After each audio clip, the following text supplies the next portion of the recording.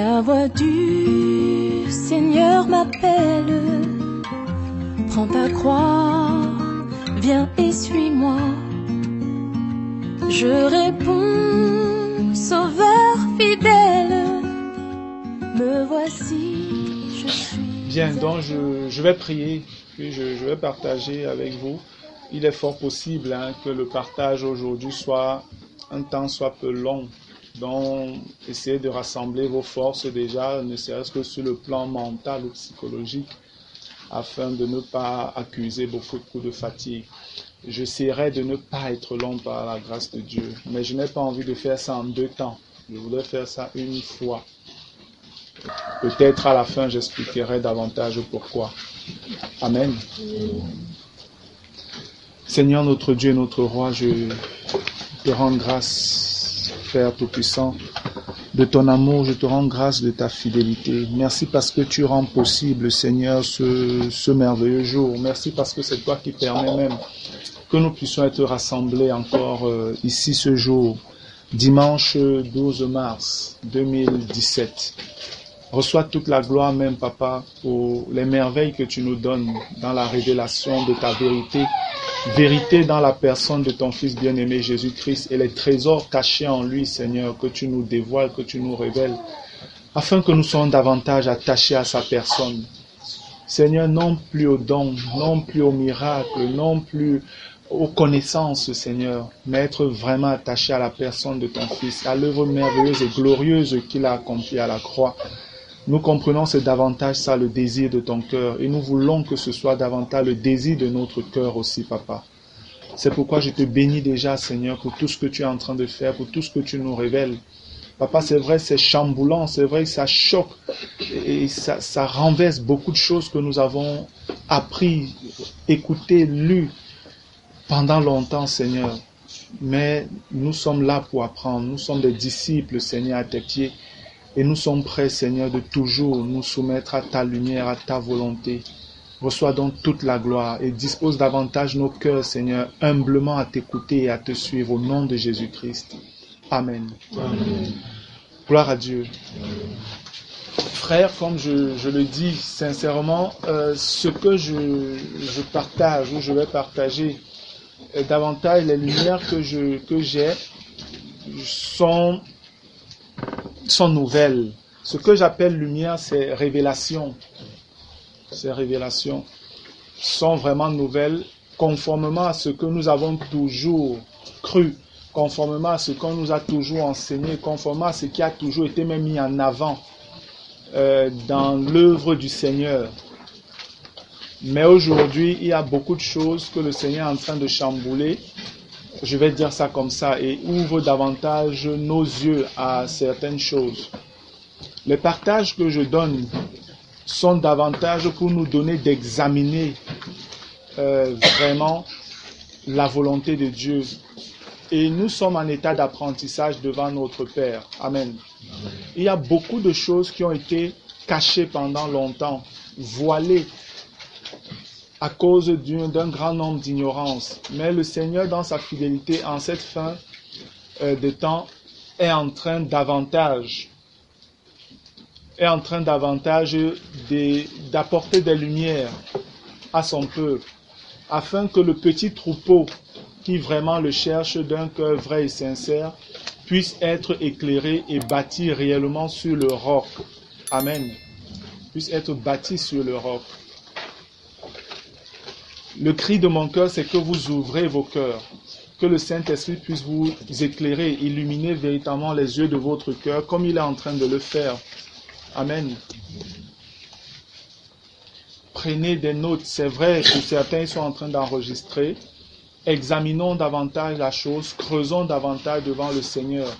Quelques éléments en plus que quelqu'un peut avoir, qui n'hésite pas à partager avec l'Assemblée. Amen. Nous sommes un corps, nous sommes des sacrificateurs, tous, pour davantage œuvrer avec le Seigneur pour sa gloire, pour notre édification. Et nous savons que le but est toujours le perfectionnement, jusqu'à ce que nous atteignions la stature parfaite du Maître, Jésus-Christ de Nazareth. Alléluia. C'est lui qui est la révélation parfaite de Dieu. C'est en Jésus que toutes les révélations de Dieu se trouvent. Tous les mystères de Dieu trouvent leur lumière, leur éclairage, leur dévoilement en la personne de Jésus-Christ. Ce n'est pas dans un ensemble de choses, de pratiques, de rites que nous faisons. Ça n'a vraiment rien à voir. La révélation de Dieu est une personne. Nous parlons, c'est vrai, de beaucoup de révélations que nous recevons. Mais si on a un peu plus de lumière, on comprendra que toutes les révélations que nous avons, que nous recevons, se rassemblent en une seule révélation, avec un seul but, nous donner de connaître la personne du Fils de Dieu, Jésus-Christ. Alléluia. Ça doit être ça, le cœur de notre recherche devant Dieu. Ça doit être ça, le cœur de notre recherche devant le Seigneur. Gloire à Dieu. Bien, pour peut-être accélérer un peu, je dirais que le Seigneur a permis que pendant un certain temps, nous prenions des programmes de prière et même de jeûne pour rechercher sa face, réclamant davantage de puissance pour nos sorties d'évangélisation. Parce qu'on voulait voir vraiment Dieu se glorifier par des guérisons, par des délivrances de personnes possédées des démons ou des esprits impurs, par des merveilleux miracles et par beaucoup d'autres choses. Vraiment, je dis, nous avons dans une certaine mesure cherché. Nous avons payé le prix. Le Seigneur, c'est lui qui dit, cherchez et vous trouverez. Amen. Demandez, l'on vous donnera. Frappez et l'on ouvrira. Mais notre Dieu est Dieu. Nous devons le comprendre, bien-aimés. Dieu est Dieu. Ça fait que nous pouvons avoir des idées, nous pouvons avoir des désirs de cœur qui peuvent sembler nobles, honorables, même spirituels. Mais si nous sommes à la quête de la vérité, nous devons nous mettre dans des dispositions où on suit la direction de Dieu et non ce que nous voulons. Amen. Parce que nous devons savoir, Dieu est le maître. Nous sommes des serviteurs. Mais il arrive pour la plupart d'entre nous, des chrétiens, que dans nos agissements, dans nos attentes, on met Dieu à la place du serviteur et nous à la place du maître. C'est très grave. C'est très grave, frère, que la chose soit comme ça. Nous devons véritablement veiller. Et quand il dit nous, j'ai envie de dire, tu dois veiller à ce que tu sois à ta place et que tu aies mis Dieu à sa place. Sinon, tu n'es pas en train de vivre la vie chrétienne. Tu seras dans une vie seulement religieuse. Et c'est très très important de comprendre ça, frère. Vraiment, c'est très important de comprendre ça. Rassure-toi toujours que dans ton comportement, est-ce que Dieu est réellement le maître et toi, tu es l'esclave? Sinon, ce n'est plus Dieu. Un Dieu qui est serviteur, ce n'est pas Dieu. Le temps où Dieu a choisi de se faire serviteur en la personne de son Fils Jésus-Christ, qui était serviteur de son Père et servait les hommes au nom de son Père pour la gloire de son Père. Ce temps est accompli. Il est passé. Celui-là qui est venu comme serviteur est celui dont la Bible rend témoignage aujourd'hui qu'il est vraiment le Christ de Dieu. Est celui dont la Bible rend témoignage qu'il n'y a aucun autre nom qui a été donné sous le soleil par lequel les hommes doivent être sauvés. C'est celui dont on dit que le nom est élevé au-dessus de tous les cieux. C'est celui dont on dit qu'il est au-dessus de toutes les autorités, les dominations, les puissances. Jésus-Christ de Nazareth. Amen. Il ne peut donc plus être votre serviteur. Il a tout accompli. Il vous a racheté. Pas avec de l'argent ou de l'or, mais avec sa propre vie, avec son sang. Je prie que Dieu fasse trembler vos cœurs. Que vous compreniez réellement qui est ce Jésus-là. Que vous compreniez qui est cette personne, cet être qui a accepté de se rabaisser, de venir vers nous, de nous servir un temps et après d'être élevé par le Père de toute gloire. C'est ce Dieu que je veux servir. Amen. Et c'est ce Dieu que je suis appelé à communiquer, à enseigner, à transmettre aux autres. Sinon, ce n'est pas Dieu qu'on est en train de vous donner. C'est avec ce Dieu que je veux que nous soyons tous, de manière individuelle et de manière collective, corporative, en tant que corps, que nous soyons tous en communion, unis avec lui. C'est glorieux, frère, de sortir, de prier, de voir les gens guéris, de voir tout ce qui se passe. Parce que, à la suite de nos prières et de notre quête de Dieu par rapport à ces choses, nous avons eu, dans une certaine mesure, des lumières. Et on a osé agir en fonction de ce que nous avions reçu. Et nous avons eu des témoignages merveilleux et nous continuons à les avoir.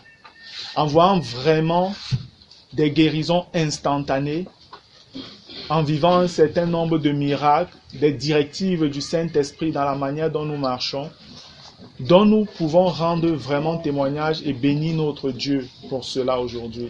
Amen. C'est que dans une certaine mesure, on ne vivait pas véritablement.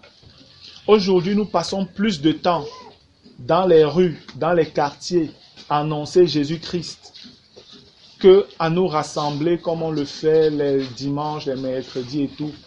On passe plus de temps dehors aujourd'hui. Et je bénis également Dieu pour ça. Mais dans tout ceci, on avait toujours un point d'insatisfaction à certains égards. Parce qu'on se disait, mais pourquoi est-ce qu'on prie pour certains, ils sont guéris et pour d'autres, ils ne sont pas guéris? Parfois de la même maladie. Parfois d'une maladie même moindre. Tu vas prier pour quelqu'un qui a un bras qui est paralysé depuis 6 mois, qui ne bouge pas.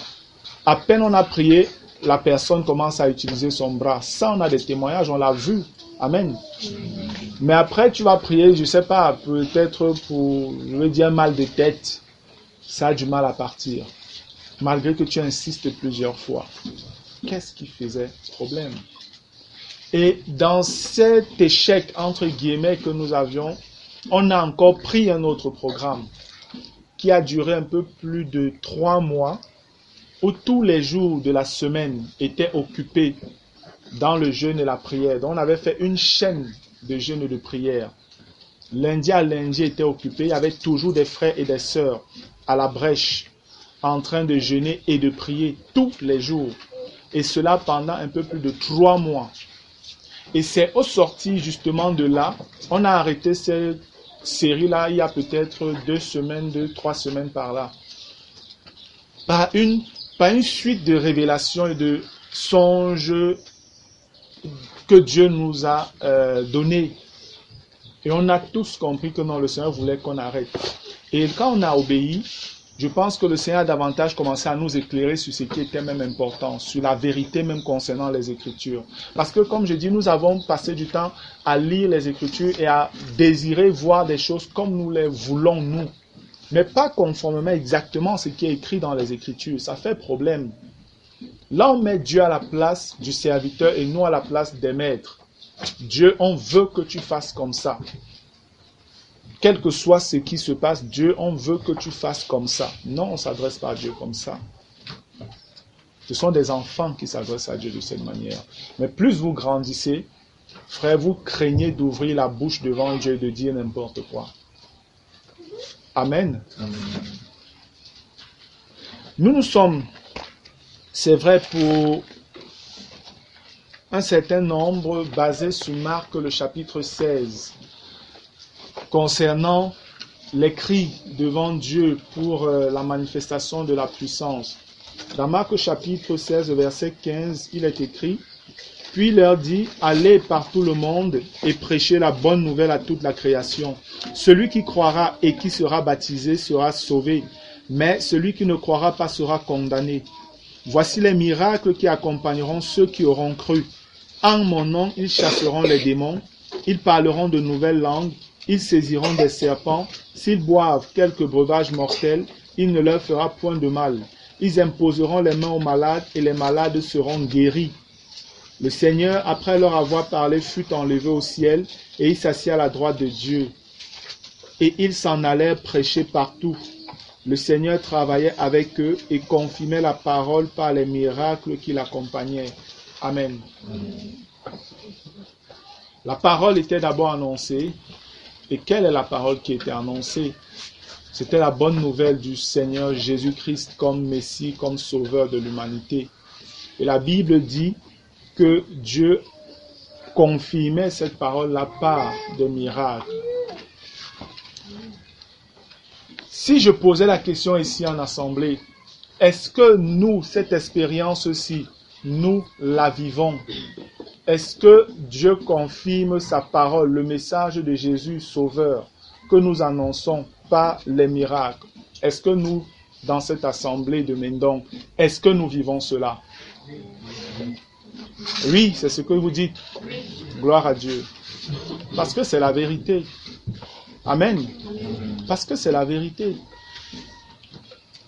Lorsque nous regardons aussi dans le livre des Actes des Apôtres, on voit une succession de choses miraculeuses, merveilleuses que le Seigneur accomplit au travers des mains, pour la plupart du temps, des apôtres. Et ça aussi, c'est le cri, c'est la soif, c'est la faim de plusieurs chrétiens.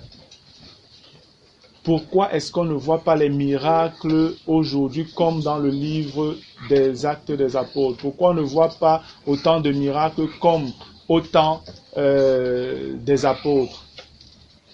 Je dis ça encore, c'est lié toujours à notre ignorance, pour ne pas dire notre nombrilisme. Quand on parle de nombrilisme, c'est que vous regardez seulement à vous, là devant vous, comme ça. Mais la vérité, c'est que lorsque nous lisons, nous, chrétiens, nous attendons à ce que, au milieu de nous, on ait des frères qui ont ressuscité des morts, qui ont fait apparaître les membres des estropiés, des frères qui ont accompli, que tous les miracles possibles soient accomplis au milieu de nous. Parce qu'on a dans la tête que nous sommes le corps de Christ. Nous ne sommes qu'une partie de ce corps. Amen. Amen. Le corps de Christ est universel et se trouve sur toute la terre, bien-aimé. Quand Jésus est en train de parler, Jésus n'est pas en train de parler d'une assemblée particulière. Il n'est même pas en train de parler d'une église particulière. Je parle d'église ici en termes de localité. Donc on peut dire Yaoundé, l'église de Yaoundé. Il ne parle même pas simplement de l'église de Yaoundé, bien que Yaoundé soit une grande ville. Jésus parle de son corps sur toute la terre. Et je puis vous assurer, frères, que s'il y avait une plateforme où les chrétiens pouvaient rendre témoignage des miracles qui sont accomplis dans le monde, je dis bien dans le monde chaque jour, vous serez merveilleusement étonnés. Amen. Vous serez terriblement étonnés, frères. Les quelques petits témoignages que nous avons de par le monde, par Internet et tout, donnent de voir ou de comprendre des choses totalement incroyables. Comment Dieu protège son peuple. Est-ce qu'on a vu, combien de fois on a vu peut-être dans la Bible, Dieu protéger son peuple par une tempête de sable? Combien de fois vous avez lu ça dans la Bible? Personne ne lève le doigt parce que ça n'existe pas dans la Bible. Mais moi, j'ai lu un témoignage vrai où Dieu a protégé des chrétiens par une tempête de sable pendant que les islamistes étaient en train de les suivre pour les tuer. C'est un merveilleux miracle.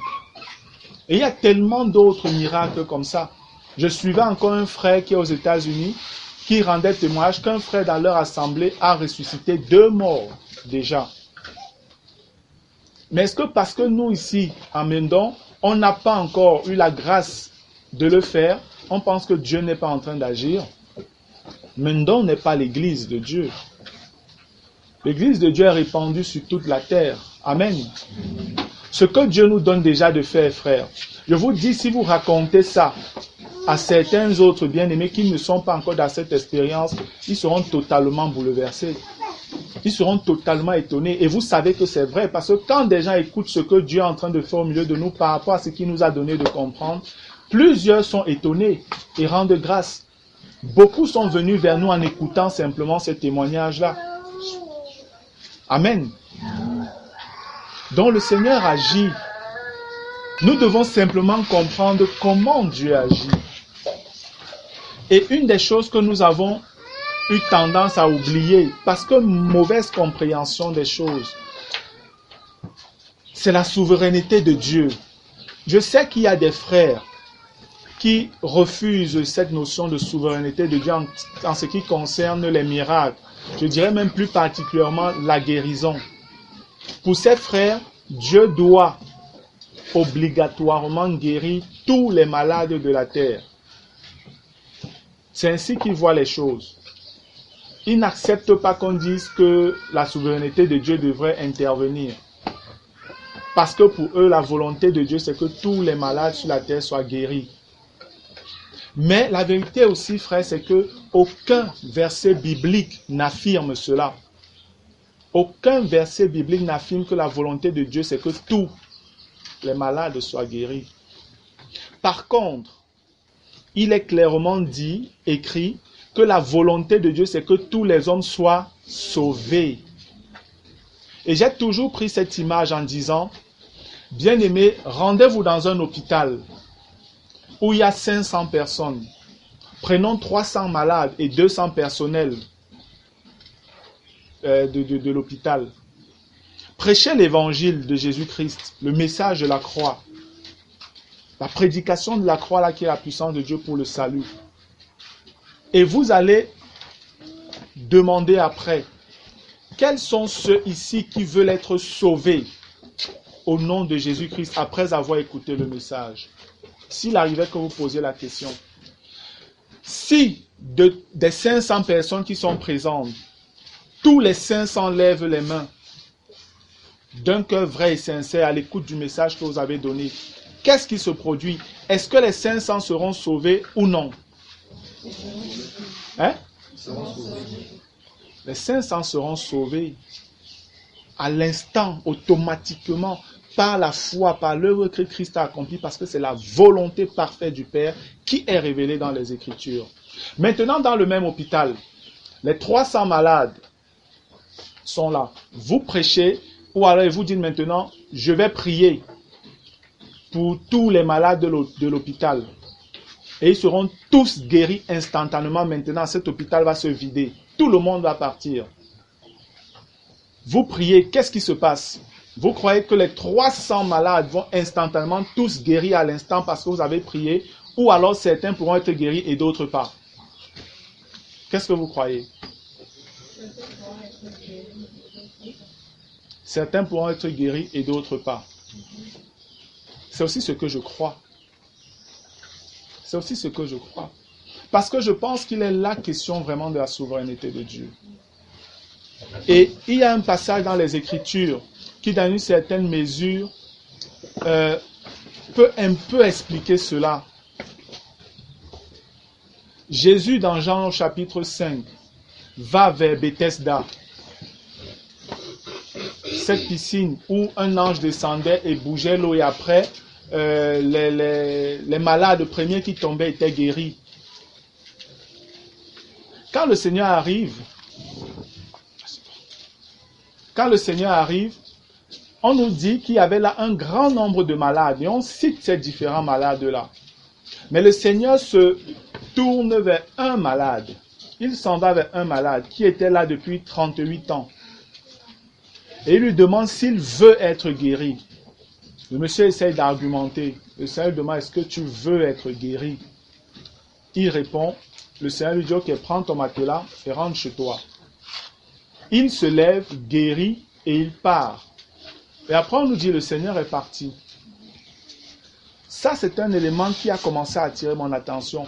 Mais le Seigneur qui est là, Jésus-Christ, la vie et la résurrection, le Dieu Tout-Puissant est là.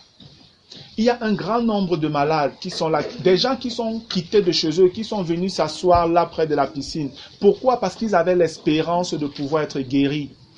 Le Maître est là. Et on nous dit c'est sa volonté que tous les hommes soient guéris.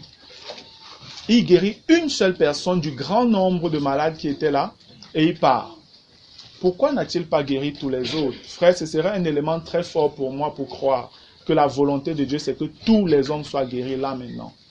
Ce serait un élément très fort pour moi. Mais il a guéri une seule personne sur un grand nombre et il est parti, laissant les autres dans leur maladie. Ça me pose un point d'interrogation sur la tête. Et lorsque nous regardons véritablement dans les Écritures, on a des cas des bien-aimés qui ont été malades et puis voilà, qui ont risqué la mort, à l'exemple d'Épaphrodite qui a été malade jusqu'à près de la mort. Quand l'apôtre Paul parle de lui, il dit il a eu pitié, Dieu a eu pitié de lui pour que Épaphrodite ne meure pas. Paul, nous savons toute la grâce qu'il a eue pour accomplir des merveilleux miracles jusqu'aux résurrections des morts. Mais il laisse quand même un bien-aimé, Trophime, malade, à Milet et s'en va. Le même Paul recommande à Timothée de prendre un peu de vin pour ses fréquentes indispositions au niveau de l'estomac. Comment est-ce que Paul peut le dire? Si c'était la volonté de Dieu de guérir instantanément tous les malades, Paul ne pouvait pas recommander ça à Timothée. Ce sont des passages que nous refusons de voir. Et ceux qui sont pour la guérison divine, plus là, ils ne veulent pas voir ça. Quand on touche ça, ils disent non, pourquoi vous prenez simplement ces passages-là, vous ne voulez pas prendre d'autres passages. Moi, ça me pose problème parce que tout ça est contenu dans les Écritures. Amen. On ne peut pas prendre une partie qui nous arrange et on rejette l'autre partie. La juste vérité, c'est d'avoir l'équilibre, l'ensemble de la chose. Amen. Maintenant, frères, lorsque nous regardons encore dans les Écritures, il y a un passage phare que ces bien-aimés prennent toujours pour justifier le fait que Dieu veut guérir tous les malades. Je sais qu'il y en a peut-être un autre, mais celui-là, je le trouve vraiment léger comme argument.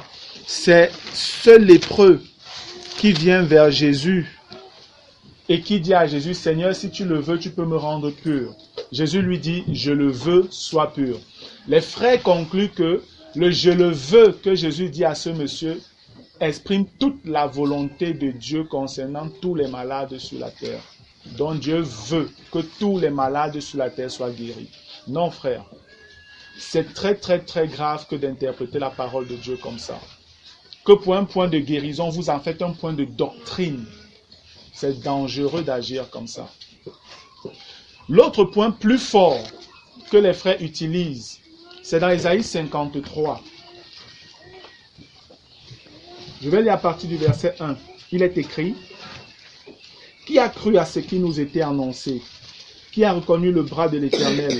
Il s'est élevé devant lui comme une faible plante, comme un rejeton qui sort d'une terre desséchée.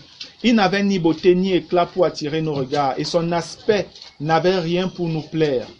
Méprisé et abandonné des hommes, homme de douleur et habitué à la souffrance, semblable à celui dont on détourne le visage. Nous l'avons dédaigné. Nous n'avons fait de lui aucun cas. Cependant, ce sont nos souffrances qu'il a portées. C'est de nos douleurs qu'il s'est chargé. Et nous l'avons considéré comme puni, frappé de Dieu et humilié. Mais il était blessé pour nos péchés, brisé pour nos iniquités. Le châtiment qui nous donne la paix est tombé sur lui. Et c'est par ses meurtrissures que nous sommes guéris. Amen. Voici le passage phare que les frères aussi utilisent, en faisant comprendre qu'il est écrit que par les meurtrissures de Christ, nous sommes guéris. Et comme Jésus a été meurtri, alors la volonté de Dieu, c'est que nous soyons tous guéris parce que l'œuvre de la guérison ou alors l'œuvre de la croix de Christ inclut également notre guérison physique. C'est vrai ou c'est faux? Est-ce que l'œuvre de Jésus à la croix inclut également la guérison physique de notre corps? C'est vrai ou c'est faux? C'est vrai. Amen, je suis d'accord. Gloire à Dieu. Mais maintenant, comment comprendre cette chose-là dans la pensée de Dieu? Voilà où le problème se pose en fait. Parce que ce passage même que plusieurs ont toujours utilisé pour prier, Seigneur, guéris cette personne parce que par tes meurtrissures, nous sommes guéris. Est-ce que c'est juste en réalité? Est-ce que c'est juste? Quelqu'un a une autre Bible, Ésaïe 53 là, qui a ouvert quelque part. Je vais voir une autre version. Un Louis II, donne-moi un autre Louis II. Ésaïe 53. Je vais lire le verset 4 ici. Il est écrit. Cependant, il a porté nos souffrances, il s'est chargé de nos douleurs, et nous l'avons considéré comme puni et humilié, et frappé de Dieu et humilié. Non, ce n'est pas cette version-ci que je veux. Il n'y a pas une version où on parle clairement de maladie au verset 4. Quelqu'un a cette version-là? Hein? Ésaïe 53, ça c'est la version... Ça c'est français courant. Le verset 4 dit: Or, il supportait les maladies qui auraient dû nous atteindre. Il subissait la souffrance que nous méritions.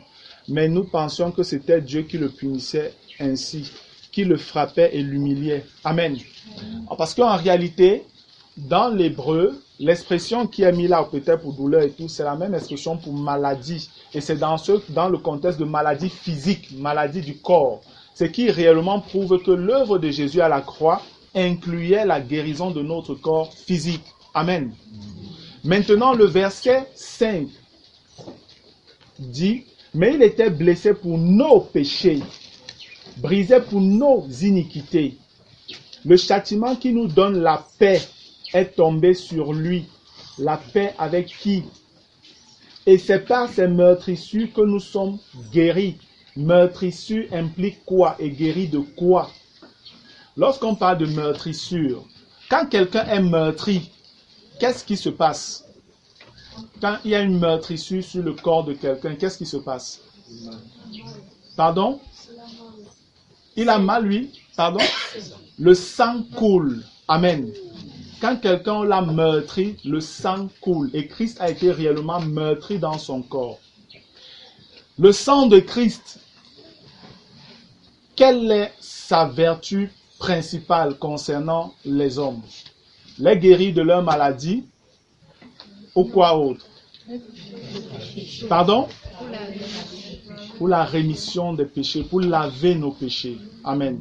Le sang de Christ dans les Écritures, à aucun moment le sang de Christ n'est associé à la guérison des maladies du corps physique. À aucun endroit.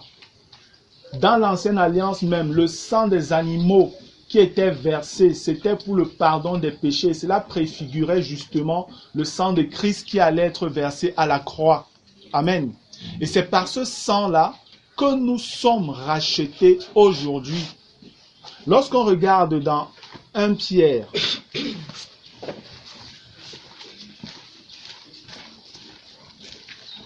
le chapitre 1, je vais lire à partir du verset 14. Il est écrit: Comme des enfants obéissants, ne vous conformez pas aux convoitises que vous aviez autrefois quand vous étiez dans l'ignorance. Mais celui qui vous a appelé est saint, vous aussi soyez saints dans toute votre conduite. Selon qu'il est écrit, vous serez saints car je suis saint. Et si vous invoquez comme Père celui qui juge selon l'œuvre de chacun, sans favoritisme, conduisez-vous avec crainte pendant le temps de votre séjour sur la terre. Vous savez que ce n'est pas par des choses périssables, pas de l'argent ou de l'or, que vous avez été rachetés de la vaine manière de vivre que vous aviez hérité de vos pères, mais par le sang précieux de Christ, comme d'un agneau sans défaut et sans tache. Prédestiné avant la fondation du monde, il fut manifesté à la fin des temps à cause de vous. Par lui, vous croyez en Dieu qui l'a ressuscité des morts et lui a donné la gloire, en sorte que votre foi et votre espérance reposent sur Dieu. Amen. On nous fait clairement comprendre ici que notre réconciliation avec Dieu passe par le sang de Jésus-Christ. Réconciliation, pourquoi? Parce que la chose qui nous met en séparation avec Dieu, c'est quoi? C'est le péché. Ce n'est pas la maladie du corps. La maladie n'est qu'une conséquence du péché. Et je parle du péché originel, je ne parle pas du fait que quelqu'un est péché et puis il est malade, ce qui peut être vrai aussi. Mais lorsque nous regardons, on voit bien que le sang, on associe ici Christ à l'agneau sans tache, qui fait référence à ce qui se passait depuis l'Ancienne Alliance. Que c'était en signe de réconciliation que la chose était faite. Le peuple juif est rentré en alliance avec Dieu en Égypte par le sang qu'ils avaient mis sur les linteaux de leur porte. Et la Bible témoigne dans Hébreux que sans effusion de sang, il n'y a point de pardon de péché. Le sang n'est pas là pour vous guérir de vos maladies. Mais l'œuvre que Christ a accomplie à la croix inclut la guérison de vos maladies. Amen. Ne priez plus, Seigneur, par tes meurtrissures, nous avons été guéris, et vous invoquez la guérison des maladies. Ce n'est pas juste. Vous êtes hors contexte. Amen. Vous êtes hors contexte, tout simplement. Et pour que nous comprenions ça, prenons Matthieu le chapitre 8. On verra ce que les Écritures même disent.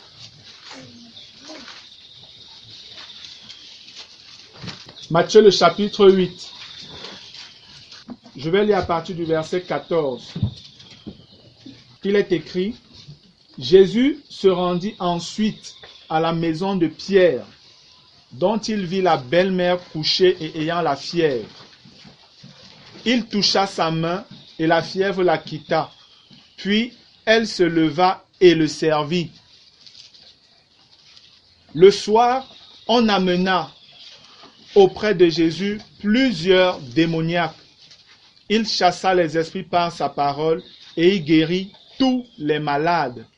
Le verset 17 dit, afin que s'accomplisse ce qui avait été annoncé par Ésaïe le prophète. Il a pris nos infirmités et il s'est chargé de nos maladies. Là, il cite le verset 4 et non le verset 5 d'Ésaïe. Le verset 5 parle justement des meurtrissures et des péchés. Le verset 4 parle de la guérison de notre corps de maladie. Et c'est ce passage quand Jésus guérit des malades qu'on cite. On n'a pas parlé ici des meurtrissures de Jésus. On n'a pas parlé des meurtrissures de Jésus, frère. Et il y a un autre passage qui peut nous être davantage intéressant. Lorsque vous regardez peut-être dans Matthieu le chapitre 13. Matthieu chapitre 13. Quand on lit à partir du verset 10, il est écrit, les disciples s'approchèrent et lui dirent, pourquoi leur parles-tu en parabole? Jésus leur répondit, parce qu'il vous a été donné de connaître les mystères du royaume des cieux et que cela ne leur a pas été donné. Car on donnera à celui qui a et il sera dans l'abondance. Mais à celui qui n'a pas, on ôtera même ce qu'il a. C'est pourquoi je leur parle en parabole. Parce qu'en voyant, ils ne voient point et qu'en entendant, ils n'entendent ni ne comprennent. Et pour eux s'accomplit cette prophétie d'Ésaïe. Vous entendrez de vos oreilles et vous ne comprendrez point. Vous regarderez de vos yeux et vous ne verrez point. Car le cœur de ce peuple est devenu insensible. Ils ont endurci leurs oreilles et ils ont fermé leurs yeux. De peur qu'ils ne voient de leurs yeux, qu'ils n'entendent de leurs oreilles, qu'ils ne comprennent de leur cœur, qu'ils ne se convertissent et que je ne les guérisse. Amen. Le Seigneur parle ici de guérir. Mais lorsqu'il est en train de parler, le contexte est lié à la maladie du corps ou à une maladie spirituelle. Pardon? Maladie spirituelle. C'est la maladie du péché, parce que la maladie du péché est la maladie la plus terrible pour l'humain, pour les hommes.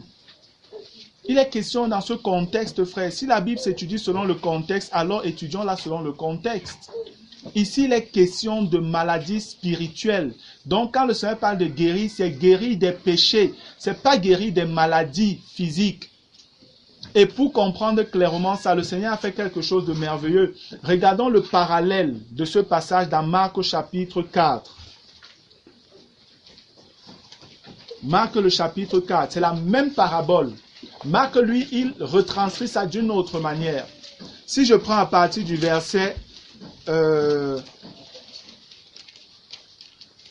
9, il dit, Marc 4, 9, puis il dit, que celui qui a des oreilles pour entendre, entende. Lorsqu'il fut à l'écart, ceux qui l'entouraient avec les 12 l'interrogèrent sur les paraboles. Il leur dit, c'est à vous qu'a été donné le mystère du royaume de Dieu. Mais pour ceux qui sont dehors, tout se passe en parabole, afin qu'en voyant, ils voient et n'aperçoivent point, et qu'en entendant, ils entendent et ne comprennent point, de peur qu'ils ne se convertissent et que les péchés ne leur soient pardonnés. Amen. C'est clair que ici le Seigneur nous fait comprendre, je ne suis pas en train de parler des maladies du corps, je vous parle de votre maladie la plus terrible qui est le péché. Restons dans le contexte, frère. Amen. Restons dans le contexte. Si donc nous voyons ça apparaître là, et que nous, dans notre conception, nous avons toujours pensé non, Par ces meurtrissures, nous sommes guéris, c'est la maladie ou c'est la maladie du corps, il y a un problème, ce n'est plus juste. Et si on n'est pas dans quelque chose de juste, je vous dis, on peut commencer à agir de manière totalement fausse. Parce que jamais avec une fausse doctrine, vous allez pratiquer la vérité. Ce n'est pas possible. Votre vie, vos pratiques, vos activités, vos actions sont définies par les connaissances que vous recevez ou que vous avez. Amen. Je parle ici de la doctrine. Vous recevez des fausses doctrines, vous allez agir de la mauvaise manière. Si vous recevez des fausses révélations, vous agirez de la fausse manière. Ne vous trompez pas. C'est pourquoi nous devons rechercher la vérité, parce que c'est la vérité qui affranchit. Amen. C'est la vérité qui affranchit. Quel que soit votre sérieux, bien-aimé, quelle que soit votre honnêteté, quelle que soit votre sincérité, vous serez des personnes honnêtes, sincères, vraies dans l'erreur. Jamais la sincérité n'a transformé l'erreur en vérité.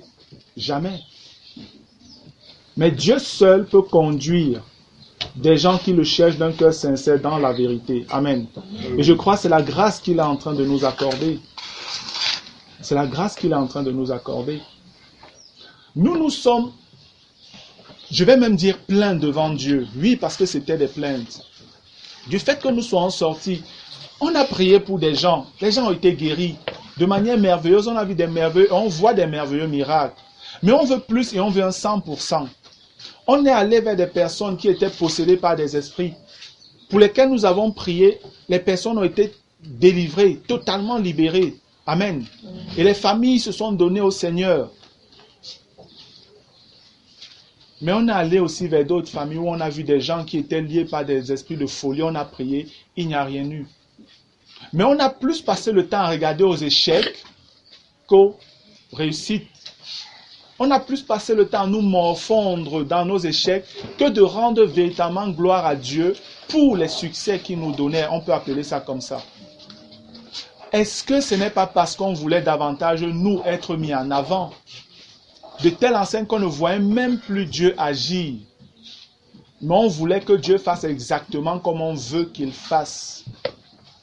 Où est la souveraineté de Dieu? Qui est le maître en ce moment? Dieu ou nous? Jugeons-nous vraiment dans la vérité, bien-aimés? Jugeons-nous dans la vérité. On a mis Dieu à la place du serviteur et nous avons pris la place du maître. Et on a choisi, on a trouvé des passages bibliques pour justifier notre folie. Parce que c'est vraiment de la folie que d'agir comme ça. Mais gloire soit rendue au Seigneur parce qu'il a eu pitié de nous. Et qu'il nous donne de voir les choses selon sa vision maintenant. Amen. Frère, Dieu nous éclaire, nous donne des lumières. Nous sommes en train de comprendre un certain nombre de choses. Nous continuons et nous continuerons à sortir par sa grâce, prêcher l'évangile. Amen. Et nous continuons là à prier pour tous ceux que nous rencontrerons sur le terrain. Nous n'allons pas choisir. Mais nous devons aussi comprendre que dans toutes ces choses-là, Dieu est souverain. Amen. Dieu est souverain. Maintenant, si on revient donc sur un des éléments merveilleux que Dieu nous a donné de comprendre, la question des dispensations. La question des dispensations. Nous sommes à quelle dispensation présentement? Pardon? La grâce, d'accord. Moi, j'aime plus parler de la dispensation de l'esprit. La dispensation de l'esprit. Pourquoi? Parce qu'en réalité, la grâce de Dieu a toujours agi depuis le début. Même sous la loi, la grâce de Dieu était manifestée. C'était dans la grâce que les gens de la loi là étaient sauvés. Parce qu'ils étaient dans la grâce de pouvoir croire en l'œuvre sacrificielle du Messie dans ce qu'il faisait pour les animaux. C'est pour ça aussi qu'ils étaient sauvés. Mais ils n'étaient pas dans une pleine mesure de l'esprit, comme nous aujourd'hui nous sommes dans la mesure de l'esprit. Amen. C'est pourquoi je dis, j'aime plus parler de la dispensation de l'esprit. Mais la grâce, c'est vrai. Il est quand même écrit que Christ est venu avec la grâce et la vérité. Amen. Mais lorsqu'on étudie bien 2 Corinthiens, le chapitre 3, on se rend bien compte qu'en fait, le ministère sur lequel nous sommes est le ministère de l'esprit. Amen. 2 Corinthiens 3 nous laisse très bien comprendre ça. Ça fait une bonne comparaison entre le ministère de la loi et le ministère de la grâce, ou alors c'est mieux dit là-bas de l'esprit. Dans 2 Corinthiens 3, on parle du ministère de l'esprit. Amen. Maintenant, nous sommes sous la grâce. Frère, il y a un temps dans les Écritures où la Bible déclare clairement là-bas, là c'est écrit, où il n'y aura plus de malades sur la terre. C'est quelle dispensation? Pardon? Le millénaire. La dispensation du royaume. La dispensation du royaume. Et vous pouvez donc comprendre pourquoi dans Hébreux au chapitre 6, Hébreux le chapitre 6, je vais lire à partir du verset 1, il est écrit, c'est pourquoi, laissant les éléments de la parole de Christ, tendons à ce qui est parfait, sans poser de nouveau le fondement du renoncement aux œuvres mortes, de la foi en Dieu, de la doctrine des baptêmes, de l'imposition des mains, de la résurrection des morts et du jugement éternel. C'est ce que nous ferons si Dieu le permet, car il est impossible que ceux qui ont été une fois éclairés, qui ont goûté le don céleste. C'est quoi le don céleste? Qui ont eu part au Saint-Esprit. Le don céleste, c'est la personne du Seigneur. Amen. Et de tout ce qu'il nous réserve. Jésus est le plus grand don que le ciel pouvait nous envoyer. Dieu a donné son Fils unique. Et aujourd'hui, le Christ que nous le connaissons toujours en partie. C'est pourquoi on peut parler de goûter. Mais le moment vient où nous allons le voir face à face et nous serons dans la plénitude de la personne de Christ. Amen. Présentement, nous sommes encore en train de flotter. On goûte encore le Seigneur et ce qu'on goûte déjà est déjà tellement merveilleux pour nous. Imaginez alors la plénitude dans laquelle nous serons avec lui. Et après, on continue. Qui ont goûté la bonne parole de Dieu et les puissances du siècle à venir. On dit qu'on a goûté la bonne parole de Dieu et aussi on a goûté la puissance du siècle à venir. Comment est-ce qu'on peut nous dire qu'on a goûté la puissance du siècle à venir? Ça voudrait dire que dans une certaine mesure, ce que nous sommes même en train de vivre n'est pas la pleine mesure de la puissance de Dieu. Amen. Mais on est en train de goûter, on est en train de goûter un peu quelque chose qui est pour le futur. Est-ce que vous comprenez ça? On est en train de goûter la puissance du siècle à venir. Le siècle à venir fait référence à quoi? Pardon? Au millénaire. Le siècle prochain, par rapport au calendrier de Dieu, c'est le royaume, c'est le millénaire.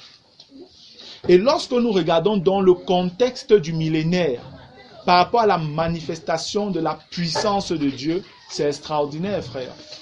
C'est extraordinaire. Amen. Allons un peu dans Ésaïe 35. On va voir ça. Ésaïe le chapitre 35. Je vais lire à partir du verset 1. Il est écrit: le désert et le pays aride se réjouiront. La solitude s'égaira et fleurira comme un narcisse. Elle se couvrira de fleurs et tressaillira de joie, avec chants d'allégresse et cris de triomphe. La gloire du Liban lui sera donnée, la magnificence du Carmel et de Saron. Ils verront la gloire de l'Éternel, la magnificence de notre Dieu. Fortifiez les mains languissantes et affermissez les genoux qui chancellent. Dites à ceux qui ont le cœur troublé, prenez courage, ne craignez point. Voici votre Dieu. La vengeance viendra, la rétribution de Dieu. Il viendra lui-même et vous sauvera.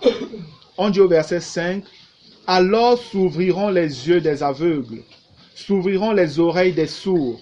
Alors le boiteux sautera comme un cerf, et la langue du muet éclatera de joie.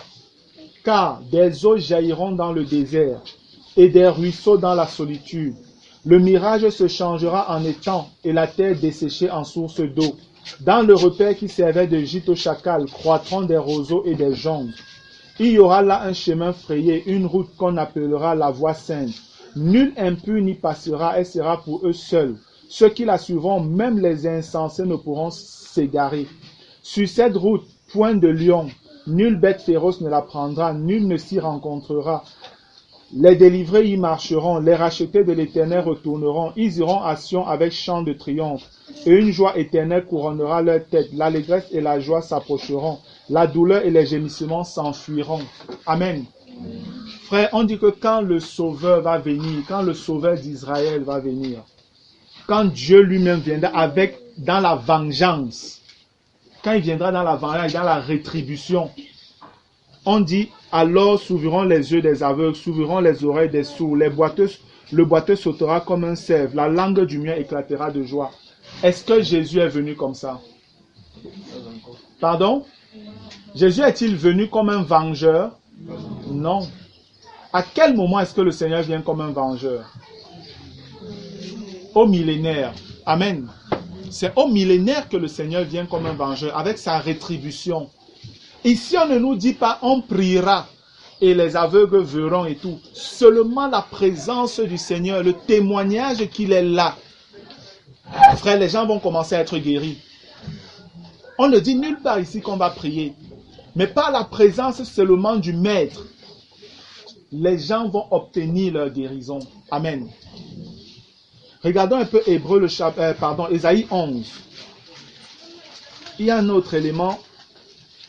Ésaïe le chapitre 11.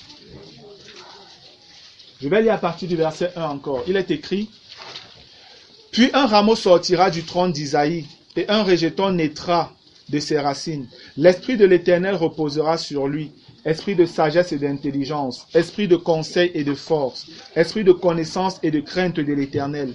Il respirera la crainte de l'Éternel. Il ne jugera point sur l'apparence, il ne se prononcera point sur un oui-dire, mais il jugera les pauvres avec équité. Et il prononcera avec droiture un jugement sur les malheureux de la terre. Il frappera la terre de sa parole comme d'une verge. Et du souffle de ses lèvres, il fera mourir le méchant. Remarquez que rien de ceci n'est arrivé quand Jésus est venu la première fois. Je vais attirer votre attention dessus. Le verset 5 dit, « La justice sera la ceinture de ses flancs, et la fidélité la ceinture de ses reins. Le loup habitera avec l'agneau, et la panthère se couchera avec le chevreau. Le veau, le lionceau et le bétail qu'on engraisse seront ensemble, et un petit enfant les conduira. La vache et l'ours auront un même pâturage, leur petit un même gîte, et le lion, comme le bœuf, mangera de la paille. Le nourrisson s'ébattra sur l'antre de la vipère, et l'enfant sevré mettra sa main dans la caverne du basilic. Il ne se fera ni tort ni dommage sur toute ma montagne sainte, car la terre sera remplie de la connaissance de l'Éternel, comme le fond de la mer par les eaux qui le couvrent. Alléluia. En ce jour, le rejeton d'Isaïe sera là comme une bannière pour les peuples. Les nations se tourneront vers lui et la gloire sera sa bannière. Amen. Quelle époque est-ce qu'on nous décrit ici? Le millénaire. Amen. Frère, est-ce que Jésus viendra mourir pour que cette chose-ci s'accomplisse encore? Hein? Mais pourquoi il ne doit pas mourir? Parce qu'il est déjà mort, n'est-ce pas? Ça veut dire que lors de sa mort, son sacrifice et tout, toutes ces choses étaient incluses dedans. Nous sommes d'accord? Pourquoi est-ce que, si c'était déjà inclus, nous ne voyons pas ces choses maintenant, alors que c'est déjà accompli en Christ? Pardon? Parce que ce n'est pas le temps. Amen. Tout simplement parce que ce n'est pas le temps. Mais le Seigneur a déjà accompli cela. Et c'est pourquoi c'est important de comprendre l'œuvre de Dieu selon son plan, selon ses dispensations. Jésus ne va pas venir mourir une seconde fois pour que tout ça s'accomplisse. Il l'a déjà accompli. Jésus a-t-il déjà payé le prix pour que nous ayons la rédemption de notre corps? Hein? Mais pourquoi est-ce qu'on tombe encore malade?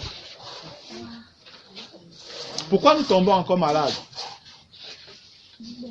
Simplement parce que ce n'est pas le temps. Amen.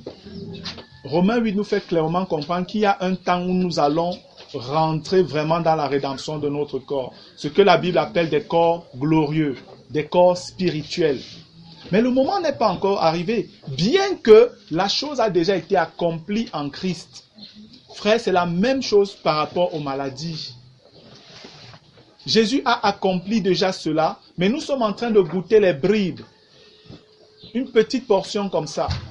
C'est pourquoi vous pouvez voir, vous priez pour une personne, elle guérit, vous priez pour une autre qui a la même maladie, elle ne guérit pas. Parce que le Seigneur est souverain là dans cette affaire. Amen. Nous pouvons et nous devons toujours supplier Dieu devant les cas de maladie que nous avons. Parce que étant le Père qu'il est, il est le Père des miséricordes, c'est ce qui est écrit. Amen.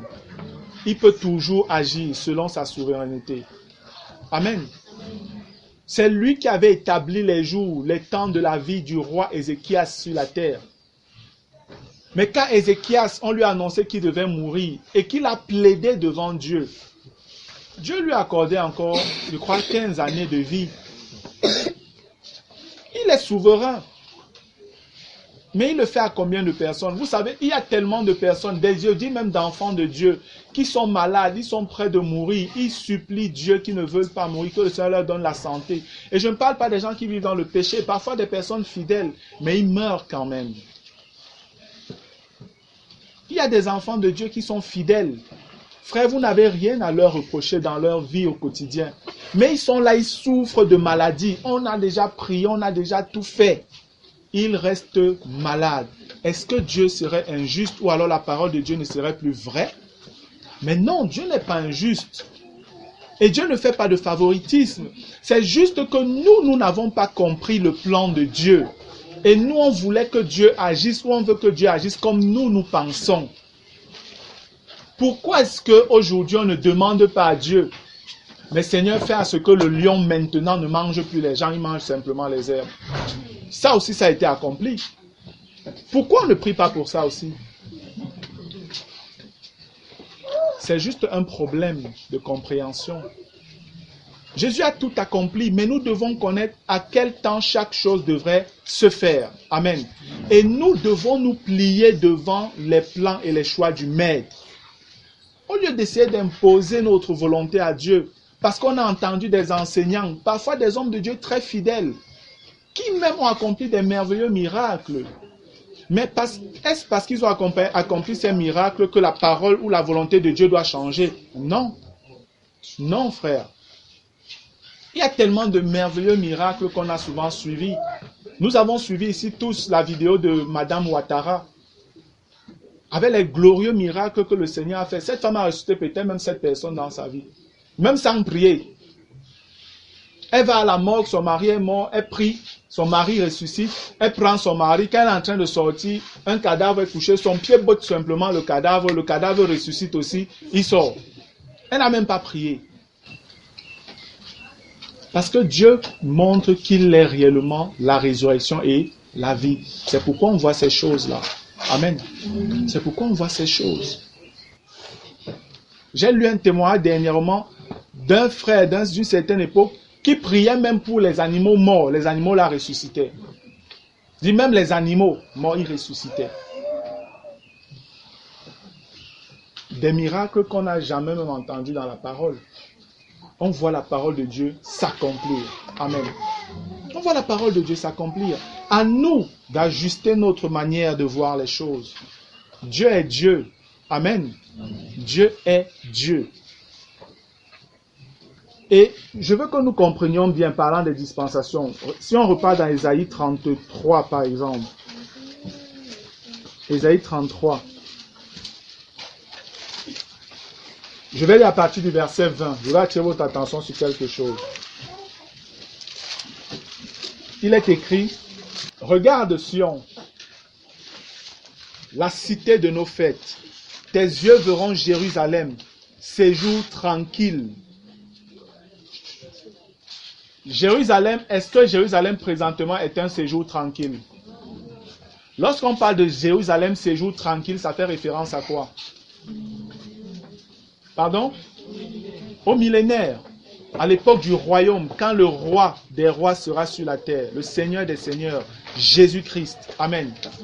On nous parle donc de Jérusalem, séjour tranquille. tente qui ne sera plus transportée, dont les pieux ne seront jamais enlevés et dont les cordages ne seront point détachés. C'est là vraiment que l'Éternel est magnifique pour nous. Il nous tient lieu de fleuves, de vastes rivières, où ne pénètre point de navire à rame, et que ne traverse aucun grand vaisseau, car l'Éternel est notre juge. Voilà les fonctions de Jésus-Christ pendant le millénaire. Il sera juge. L'Éternel est notre législateur, il sera législateur. L'Éternel est notre roi, il sera roi. C'est lui qui nous sauve. Tous les pouvoirs seront concentrés entre ses mains. Le pouvoir judiciaire, le pouvoir législatif et le pouvoir exécutif seront aux mains de Jésus-Christ. Amen. Il sera roi et il va gérer la terre avec une verge de fer. C'est pourquoi il aura tous les pouvoirs que celui qui voudra contester va tenter. Amen. Aujourd'hui, les hommes parlent de démocratie. Non, on doit libérer. Non, il faut le pouvoir exécutif à côté. Il faut le machin. Avec Jésus, il aura tout ça. Et personne ne pourra ouvrir la bouche. Celui qui ouvre aura les conséquences. Amen. Amen. Le verset 23 dit, « Tes cordages sont relâchés. Ils ne serrent plus le pied du mât et ne tendent plus les voiles. Alors on partage la dépouille d'un immense butin. » Parce que quand Jésus va venir, il va détruire toutes les nations qui se sont liguées contre Jérusalem et Israël va s'enrichir de tout cela. Les boiteux même prennent part au pillage. Et après le verset 24 nous dit, « Aucun habitant ne dit, je suis malade. » Alléluia. Voilà une promesse qui est faite clairement dans les Écritures pour le millénium. Si pendant le millénium, il y a une personne malade, la parole de Dieu n'est plus vraie. C'est à cette période-là qu'on pourra dire plus de malades. On dit, aucun habitant ne dit, je suis malade. Le peuple de Jérusalem reçoit le pardon de ses iniquités. Amen. Ils sont pardonnés. Maladie part, péché réglé. Ils sont restaurés dans la communion avec leur Dieu, le Dieu d'Abraham, le Dieu d'Isaac et le Dieu de Jacob. Alléluia. Voilà, bien-aimés. Nous devons bien comprendre les temps où nous sommes, dans les agissements que nous sommes en train de faire. Ça nous donne de prier même de la juste manière. Ça nous donne d'aller vers Dieu avec un cœur juste. Parce que si vous allez devant Dieu faire des fausses prières, vous n'aurez pas le résultat et vous allez vous plaindre que Dieu ne vous exauce pas. Mais c'est parce que vous demandez mal. Oui, c'est parce qu'on demande mal. On demande pour satisfaire nos convoitises. Et frères, soyons francs entre nous. Notre convoitise, c'est que quand on sort là, on soit des Superman. On guérit tout le monde. Quand on passe en route, les gens sachent que les voilà, ce sont que les gars là. Oui, c'est ça le cœur au fond. Mais si on veut que ce soit Jésus qui soit glorifié par ce qu'il est, la parole, le sauveur, c'est tout autre chose. Amen. Et je vais donc terminer rapidement, déjà donc parce que je disais que le Seigneur m'a donné de comprendre. Dans 1 Corinthiens, le chapitre 1 et 2. Si on prend d'abord le chapitre 2, c'est à partir du verset 4 que Dieu a ouvert mon esprit. J'ai reçu ça vraiment comme une véritable lumière et c'est ce que c'est. 1 Corinthiens chapitre 2. Je vais lire le verset 4. Il est écrit, « Et ma parole et ma prédication ne reposaient pas sur les discours persuasifs de la sagesse, mais sur une démonstration d'esprit et de puissance. » Amen. Lorsque moi je lisais ce passage avant, et je m'y suis appuyé plusieurs fois pour dire, ça ne sert à rien d'aller parler de Jésus là-bas, tant qu'on ne voit pas les miracles et les grands prodiges. Ça ne sert à rien. Parce que dans démonstration d'esprit et de puissance, je voyais directement guérison, délivrance, grands prodiges et toute autre chose. Mais je vous dis, étant là couché, quand j'ai écouté un frère lire ce passage, immédiatement dans mon esprit, le Saint-Esprit me dit, ce n'est pas ce que tu es en train de comprendre. Et là, j'ai sursauté, je me dis, mais attends Seigneur, c'est quoi? Et là, directement, je commence à recevoir des choses dans mon esprit. Ça a commencé à descendre sur moi comme des flots dans mon esprit. Et je me suis dit, waouh, j'ai jamais perçu ça comme ça. Et je reçois dans mon esprit, lis selon le contexte et rentre au premier chapitre. Voilà les injonctions que j'ai reçues dans mon esprit. Et c'est pourquoi, pour qu'on comprenne vraiment le verset 4 là, verset 4-5, il faut rentrer à partir du chapitre 1 pour comprendre le contexte dans lequel le Seigneur était en train d'inspirer Paul ici. Et ce que Paul était en train de dire. Sinon, vous faites tout faux. Si vous venez prendre juste le bout-ci pour essayer d'interpréter des choses, vous allez être dans l'erreur. Assurément, comme je l'étais. Parce que je crois que ce que le Seigneur m'a donné de comprendre maintenant est juste. Amen. Et je vais l'expliquer rapidement et nous allons nous arrêter là. Gloire à Dieu. 1 Corinthiens chapitre 1 à partir du verset 1, il est écrit.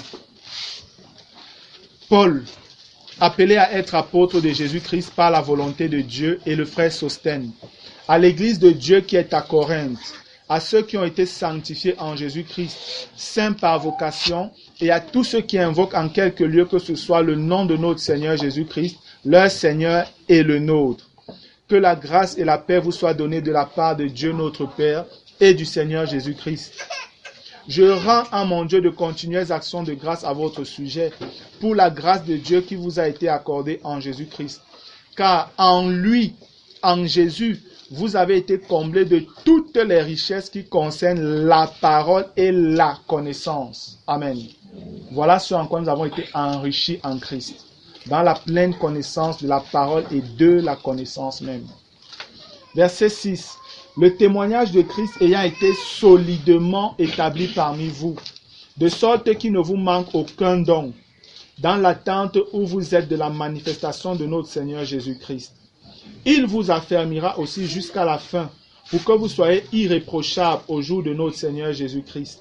Dieu est fidèle, lui qui vous a appelé à la communion de son Fils Jésus-Christ, notre Seigneur. Le verset 10 dit, « Je vous exhorte, frères, par le nom de notre Seigneur Jésus-Christ, à tenir tous un même langage, et à ne point avoir de division parmi vous, mais à être parfaitement unis dans un même esprit et dans un même sentiment. Car, mes frères, j'ai appris à votre sujet par les gens de Chloé qu'il y a des rivalités au milieu de vous.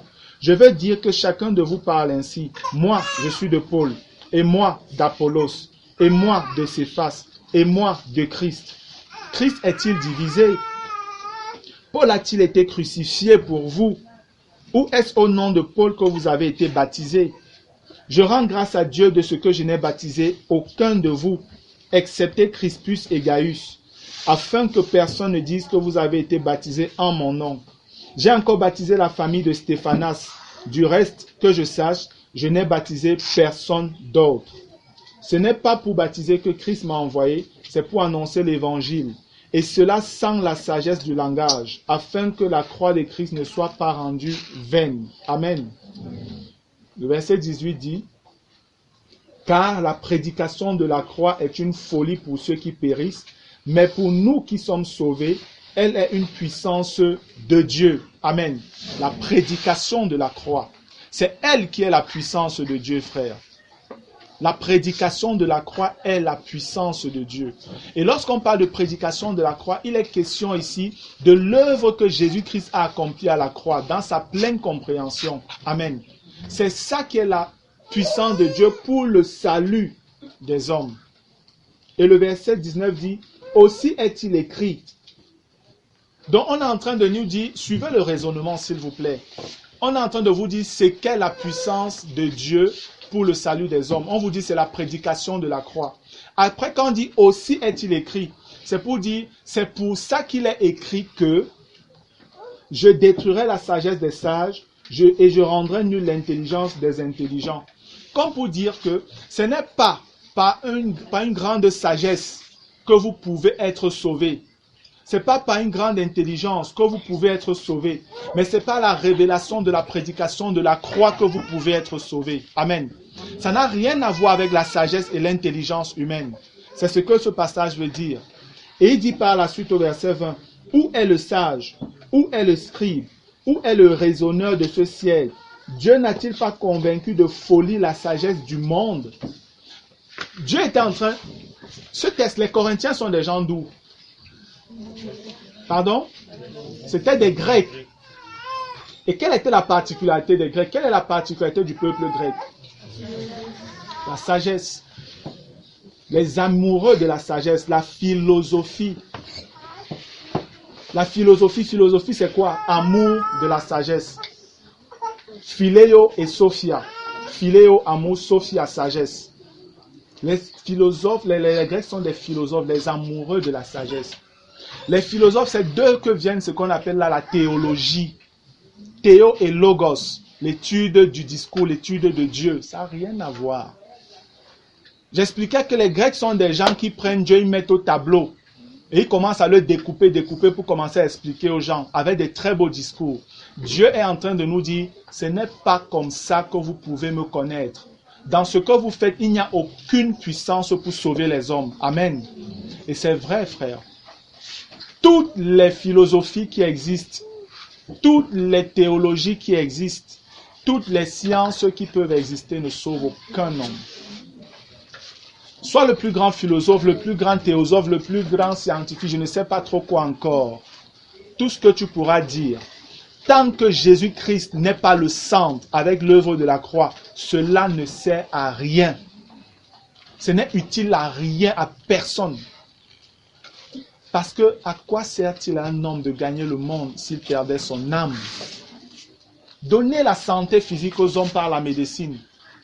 Donnez aux hommes la richesse par le travail. Donnez-leur tout ce que vous voulez. Donnez-leur le bien-être sur la terre. Mais tant qu'ils n'ont pas réglé leur problème du péché avec leur Créateur, ils finiront dans le lac de feu pour l'éternité. Amen. C'est ce que Dieu est en train de dire ici. Que ce qui est important pour les hommes, c'est qu'ils connaissent l'homme de Nazareth, Jésus-Christ.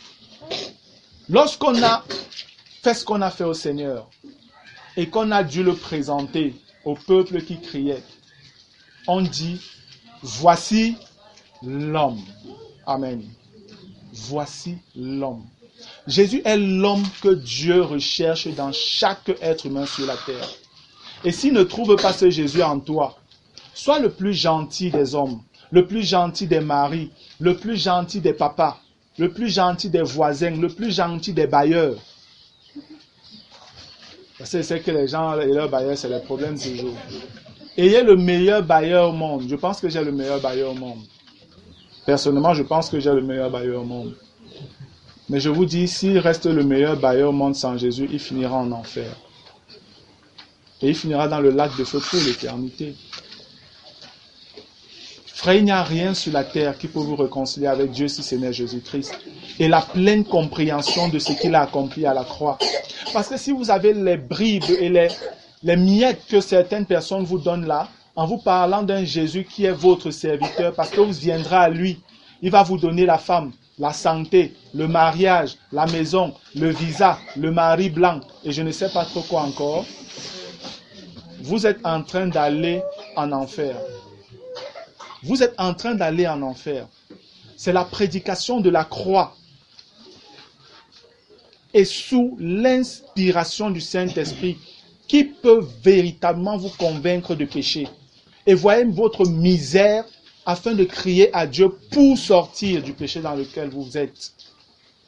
Que tu sois païen et même déjà chrétien, né de nouveau, parlant en langue, continue à vivre dans ton péché, comprends que tu n'as rien compris de l'œuvre de la croix. Et je t'invite à crier à Dieu.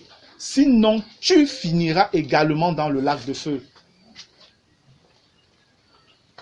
Dieu n'est pas en train de jouer. Je vous dis, dans ces deux chapitres-là, 1 Corinthiens 1, 1 Corinthiens 2, le Seigneur a balayé tout ce que les hommes peuvent espérer faire pour avoir le salut.